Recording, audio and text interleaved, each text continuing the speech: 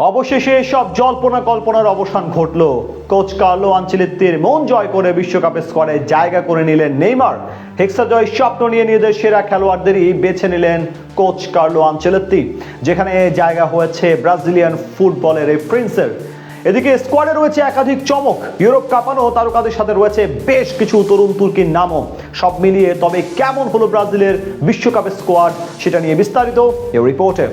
অবশেষে দীর্ঘ কয়েক মাসের সব জল্পনা কল্পনার অবসান ঘটেছে। সব বাধা পেরিয়ে আবারও বিশ্বকাপ মঞ্চে দেখা যাবে নেইমার জুনিয়রকে। ব্রাজিল কোচ কার্লো আনচেলত্তি যখন রিও ডি জেনেরিওর ঐতিহ্যবাহী মিউজিয়াম অফ টুমোরোতে 26 সদস্যের চূড়ান্ত স্কোয়াড ঘোষণা করেন, তখন সবচেয়ে বেশি করতালি পড়েছে নেইমারের নামটি উচ্চারণের মুহূর্তে। আর এটা হয়তো স্বাভাবিক ছিল, কেননা সোনালী এই ট্রফি জয়ের লড়াইয়ে আবারও হলুদ জার্সি গায়ে জড়াবেন ব্রাজিলিয়ান ফুটবলের এই প্রিন্স। সবশেষ জাতীয় দলের হয়ে খেলেছিলেন প্রায় 2.5 বছর আগে। সেই 2023 সালে উরুগুয়ের বিপক্ষে বিশ্বকাপ বাছাই পর্বের ম্যাচে গুরুতর হাঁটুর চোটে পড়েছিলেন নেইমার। সেই চোটই তাকে দীর্ঘদিন রাখে মাঠের বাইরে। পরে অস্ত্রোপচার, পুনর্বাসন আর ফিটনেস ফিরে পাওয়ার সংগ্রাম, সব মিলিয়ে ব্রাজিল জাতীয় দলে তার ফেরা নিয়ে তৈরি হয়েছিল বড় অনিশ্চয়তা। এমনকি গত মার্চে ফ্রান্স ও ক্রোয়েশিয়ার বিপক্ষে প্রীতি ম্যাচেও তাকে স্কোয়াডে রাখেননি কোচ কার্লো আনচেলত্তি। কিন্তু নেইমার তো আর অল্পতেই খুশি হবার পাত্র না। বিশ্বকাপ খেলার বাসনা নিয়েই সৌদি আরবের অধ্যায় শেষ করে জানুয়ারিতে শৈশবের ক্লাব সান্তোসে ফিরে আসেন নেইমার। চেনা পরিবেশে খেলতে খেলতেই ধীরে ধীরে ফিরে পান নিজের পুরনো ছন্দ। সেই পারফরমেন্সই শেষ পর্যন্ত আনচেলত্তিকে রাজি করিয়েছে।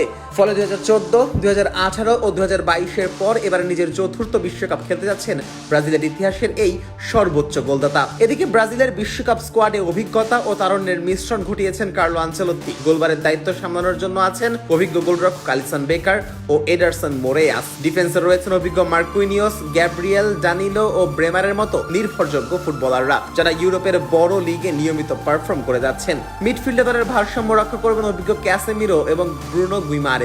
আক্রমণ ভাগ তো আরো সরেস। Vinicius Junior, Raphinha, Gabriel Martinelli, Matheus Cunha এবং তরুণ প্রতিভা এনরিকের মতো ফুটবলাররা আক্রমণে গতির সঞ্চার করবেন। বিশ্বকাপ স্কোয়াডে তারুণ্যের উপস্থিতি সমর্থকদের আশায় বুক বাঁধতে বাধ্য করছে। ইউরোপীয় ফুটবলে নিয়মিত পারফর্ম করা এইসব তরুণ এবার জাতীয় দলের জার্সি গায়ে নিজেদের প্রমাণ করতে প্রস্তুত। বিশেষ করে আক্রমণ ভাগ নজর কেড়েছে সবার। ভিনিসিয়াস জুনিয়রের গতি, রাফিনিয়ার সৃজনশীলতা, গ্যাব্রিয়েল মার্টিনেলির ঝাঁঝালো আক্রমণ এবং নেইমার জুনিয়রের অভিজ্ঞতা, সব মিলিয়ে এই লাইন আপ প্রতিপক্ষের জন্য বড় মাথা ব্যথার কারণ হয়ে উঠতে পারে। পাশাপাশি তরুণ এনরিক তো আছেনই, যাকে কিনা ভাবা হচ্ছে ব্রাজিল ফুটবলের নতুন ভবিষ্যৎ। 5 বারের বিশ্ব চ্যাম্পিয়ন ব্রাজিল এবারও মাঠে নামবে ষষ্ঠ শিরোপা জয়ের লক্ষ্য নিয়ে। হেক্সা জয়ের স্বপ্নে বিভোর থাকা দলটি আগামী 13 জুন মরক্কোর বিপক্ষে ম্যাচ দিয়ে শুরু করবে তাদের পথ চলা। সব মিলিয়ে অভিজ্ঞতা ও তারুণ্যের মিশেলে শক্তিশালী এক স্কোয়াডই করেছেন কোচ কার্লো আনচেলত্তি।